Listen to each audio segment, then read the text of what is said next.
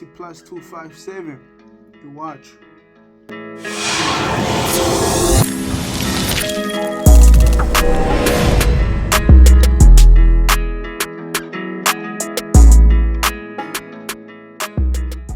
Yo mwiriwe mwake, ndabaramukije aho mutuye hose, ndizera ko mumeze neza. Umunsi wa gatanu wabera umunsi mwiza, maze n'ibihe biri imbere bizobabere ibihe vyiza. Ego, welcome to this channel. Akazina banyitwa imbere Diodone. Uri mushasha ntibagire kugira like, subscribe, comment. Utari mushasha naho ntibagire kugira portage, ati rungikira mugenza kugira nawe nyine ashobore kumenya ukuri aho kuri kwa ntahandi nahanye. Mugari naho utoba uri mushasha ubonye iyi video ukayikunda, ugire thumbs up, hanyuma ushobora kurungikira mugenza wawe kugira nawe nyine ashobore kumenya ukuri aho kuri kubera ntahandi nahanye. Ino munsi hariho intuzenya, hariho amapica ndabonye kuri Akeza yamamaza yuko abantu batanu bashoboye kubonekana, aho bashoboye guhagarara mu Burundi cyane kurusha abandi mu mvo y'ibikorwa baba barakoze. Ego, jewe urazi ngaha turacishaho ibintu bya Fablice kesh cyane kandi tuzokwama kubera n'umuntu akora ibintu vyiza, inspiring abantu benshi ku Barundi, ku Murundi wari wese ahatuye hose, mu mahanga, mu Burundi. Ego, uwo muntu ndamuzi, Fablice ndamuzi nkuko nawe ushobora kumumenya ngaha ku marezo sociaux, aho kungurukana bumenyi. Hanyuma mwabo bantu batanu bamaze kutwereka abantu babiri. Mugano wa mbere nta wundi ni Chris Ndikumana, umuvuga butumwa akomeye mu Burundi. Je ntawunzi burya nta nuko ndumva ubutumwa bwiwe, mugani ngira buraryoshe, aho burigisha, burahanura, kubera kuba yabaye uwa mbere urumva n'ibintu bihanice. Je mpora mbona amantuze ama video aca ngaho nyene yagiye muri Ivory Coast, Côte d'Ivoire, ugasanga n'abantu benshi. Burya ubutumwa burimwo abajya abantu benshi, shimwe hajya ahantu bayahashije kweri ntakubeshe. Ni ibintu bikomeye kweri, biteye n'ubwoba. Ni ibintu biteye ubwoba, burya ikintu kidatahura cyaho umuntu kuvuga umuntu adashobora kwitahura, urumva uragitinya mugano ukacubaha. Ego, mugani uwa mbere mu mpande ziwanje ndovuga yari kuba uwa mbere.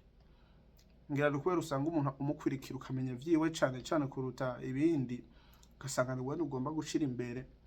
Mugani ucurama nakeza kuba barakwirikiye muzenya, mugani ndibaza ivyo ntibabiraba mu nta macakubiri bafise mu ivyo bintu. Urumva bone baraba ngo ati mu Burundi ya mu Barundi nabahe bakoze ibintu bihanice, nabahe bantu bakoze ibintu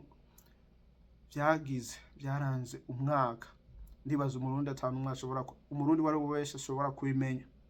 Ego, twibuke ngo ati mu 2024 ni hone Fablice bashoboye kumuha iteka rikomeye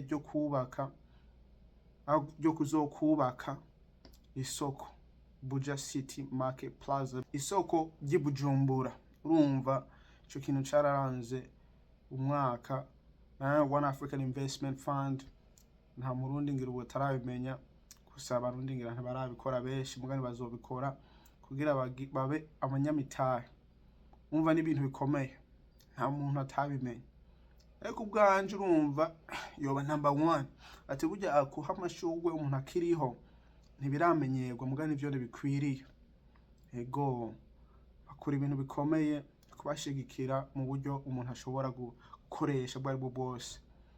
Rero Chris Ndikumana niwo wa mbere, mugani ndizera Fablice mu bihe biri imbere niyo amara kubaka iyo soko mu uwo mwaka. Ndibaza Akeza izomenya yuko ari wena wa mbere, umuntu w'umwaka uzoba mugani umuntu w'umwaka urenganye mu 2024 ngo ati nta wundi ni Chris Ndikumana, umuntu uzenya, umuvugisha butumwa akomeye cyane yaranze uwo mwaka kuruta wabandi. Ego muga ninge tugaruka kuri Fablice.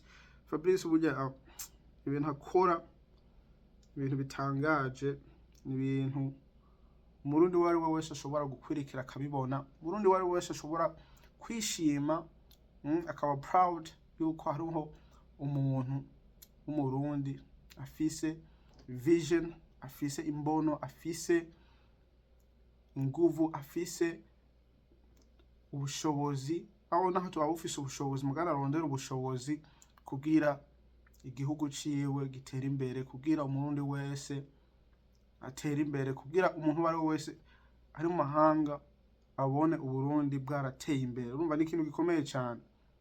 Yarakwiriye umwaka. Ego burya hariho naje ibintu bimwe ndagenda menya, burya hariho ibintu akora vyinshi ntarinzi, mugani gusanga ari ibintu byabaye.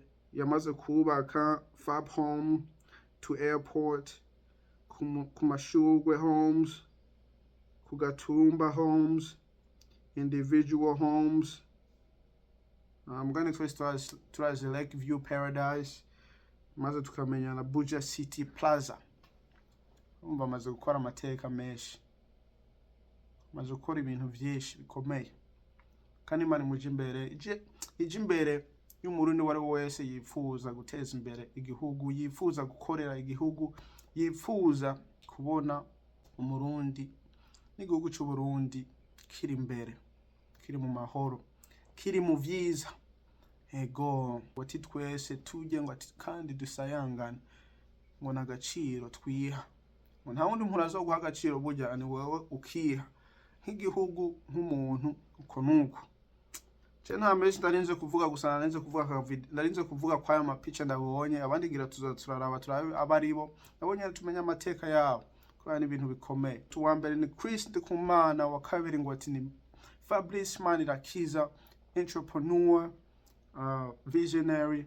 Urumva ni ibintu bikomeye, mugani mu mwaka iri imbere uzosanga baye uwa mbere. Umwaka yarakwiye kuba uwa mbere kubera yakoze ibintu byinshi n'ubaracakora. Ego ni ibintu bikomeye, ni ibintu bikomeye. Aka video karaka ndizere ko mukomeye, mumeze neza. Umunsi wa gatanu maze n'imisi iri imbere babera imisi myiza. Ndakwibutsa yuko ugira subscribe, like, comment, urungikire mugenzi wawe kugira nabonye arashobora kumenya ukuri aho kuri kubera n'ahandi n'ahanyene.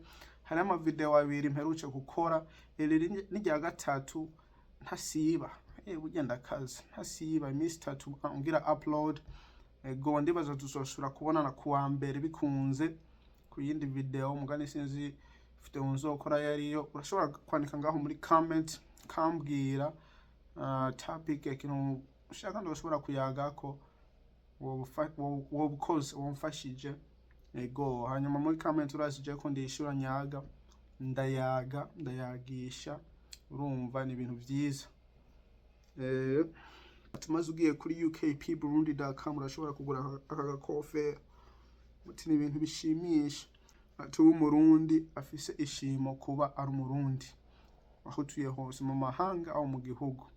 Ego aka video karaka akasina abanyifanije imbere Diodone, tuzosura kubona niyo twabonana.